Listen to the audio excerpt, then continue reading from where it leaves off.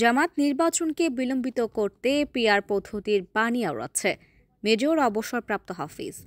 জামায়াতে ইসলামী নানাভাবে মুক্তিযুদ্ধে জনগণের আত্মদানকে ভুলিয়ে দেওয়ার অপচেষ্টা করছে বলে অভিযোগ করেছেন বিএনপির স্থায়ী কমিটির সদস্য মেজর অবসরপ্রাপ্ত হাফিজ উদ্দিন আহমেদ। একই সঙ্গে তিনি বলেন, নির্বাচনকে বিলম্বিত করতে দলটি এখন পিআর পদ্ধতির বাণী আওড়াচ্ছে। শুক্রবার ৮ আগস্ট সকালে জাতীয় প্রেসক্লাবে গণঅভ্যুত্থানের বর্ষপূর্তি, দ্রুত বিচার সম্পন্ন মৌলিক সংস্কার ও জাতীয় সংসদ নির্বাচন শীর্ষক আলোচনা অনুষ্ঠানে তিনি এসব অভিযোগ করেন।